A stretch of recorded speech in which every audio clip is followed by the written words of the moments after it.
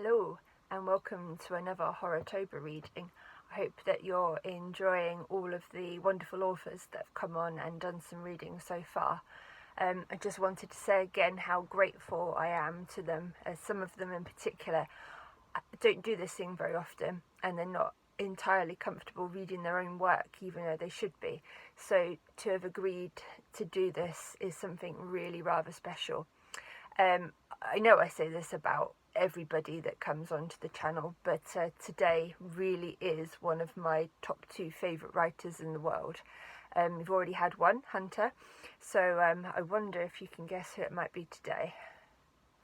Everybody knows how much I love Glenn Rolfe. I don't hide the fact that he is my favourite writer, and he does refer to me as his #1 fan. Today he's going to be reading something a little bit different, not one of his newer things as you might be expecting, but he's going to read from one of his novellas called Becoming. And if you've just discovered Glenn or working your way back through some of his older stuff, I can tell you that the older stuff is just as good as the newer stuff. Chasing Ghosts is probably one of my favourite of his older novellas, so definitely go and have a look at those. And just quickly, before I hand you over to the amazing Glenn, I've got my contributor's copy of Scream magazine. It's probably going to be backwards, isn't it? And alongside my 5-skull review, I should say, of Clan and Caulfield for the wonderful Adam Caesar, there is also a review of The Window. There's my signed copy up there. Again, 5 skulls for Glenn. So my first couple of reviews in Scream magazine with a listing as a contributor, which is very, very exciting, and 2 amazing writers, one of them my favourite, and the other one, Clan and Cornfield, probably the best YA I've ever read. So thank you very much to Glenn. Hopefully Adam will be coming up in the next couple of days as well, and enjoy Horrotober. Thank you. Hey guys, this is Glenn Rolfe. I'm going to do a Halloween horror reading for you guys. I'm going to read from this book. This is for Janine, by the way.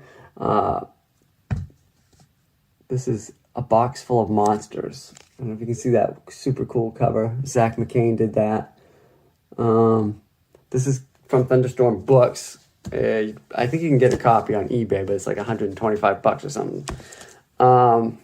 It's got 3 novellas and a short novel in it. It's Abram's Bridge, Boomtown, which were my first 2 Sam Hain novellas, Sinister Grin's Chasing Ghosts that I put out with Sinister Grin, and Becoming, which I put out through Alien Agenda Publishing.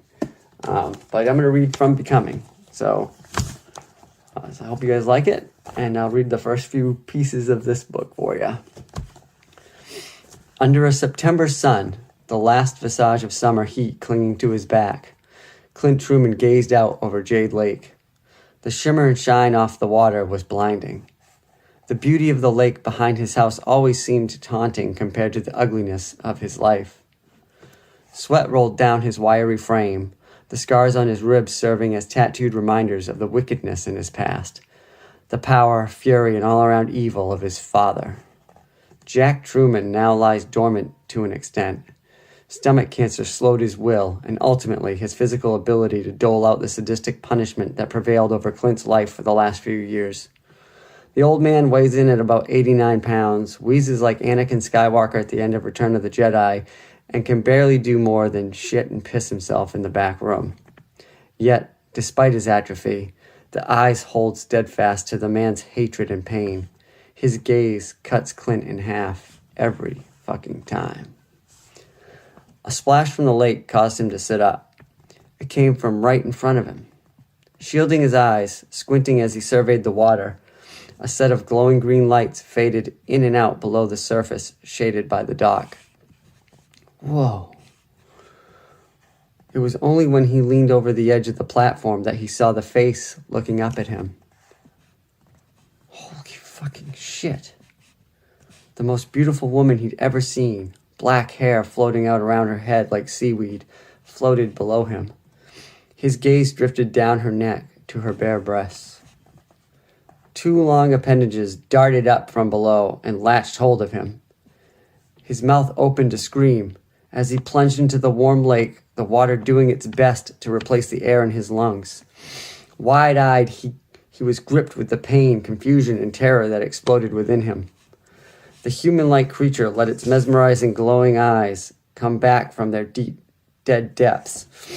Its slick tentacles slithered around his head, pried between his lips, and shoved their way deep inside. His limbs lost all feeling. Clint's eyes lost focus. An oddly euphoric rush flooded his head as the face with the green glow faded to black. The night sky welcomed him back. Stars blurred, then came into focus. It felt like someone poured gasoline down his throat and set it ablaze. He tried swallowing and instantly regretted it. His tongue might as well have been sandpaper covered in some sort of foul paste. He managed to flip himself over as he gagged and vomited. Brown sludge. The sight of his puke made him purge again. Light-headed, he crawled from the gross mess and tried to get to his feet.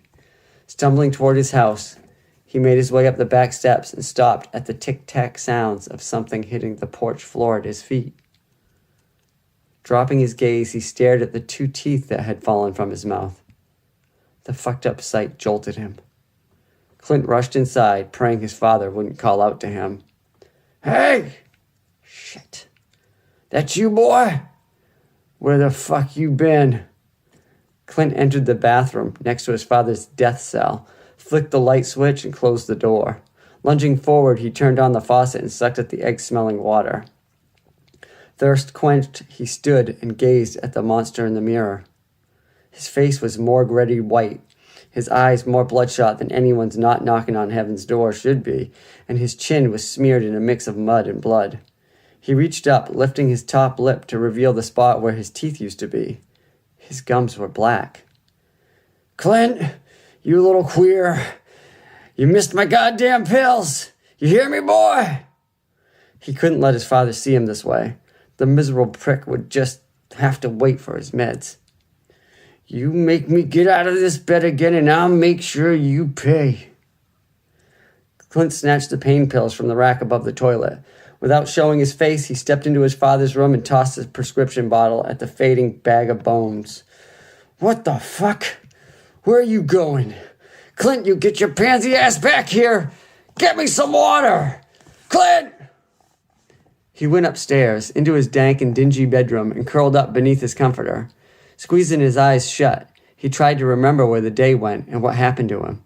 His mind was blank. 1 minute he'd been sitting in the sun on the dock. The next, he'd woken up under the clear night sky like this, like some kind of monster. Sleep. That's what he needed. A little rest would give him back his color and take care of his horrifyingly bloodshot eyes. But what about my gums? What the hell's wrong with my mouth? Jesus Christ, 2 of my teeth just fucking fell out. What if more come out while I'm asleep? Can you choke to death on your own teeth? Eventually, the thoughts quieted and exhaustion overtook him. He let go and fell into a deep slumber. He could still hear his father pissing and moaning from downstairs. Just before sleep nestled him into unconsciousness, he recalled twin green lamps and a face in the water. I guess we'll just leave it at that. That's the intro for Becoming. You get introduced to Clint and his dad, who is horrible, obviously. But yeah, that one's a pretty short novel. It's a creature feature. There's a creature in the lake, and you can read on to try to find out what it is. Becoming's available. You can get the print edition or the ebook. I'd love to get an audio edition at some point, but we're not there yet. Like I said, you can find, this is a box full of monsters. There are some copies on eBay. Not mine, but somebody else has them. Check it out, and hope you guys have a good Halloween. Be good to one another. Stay safe. Peace.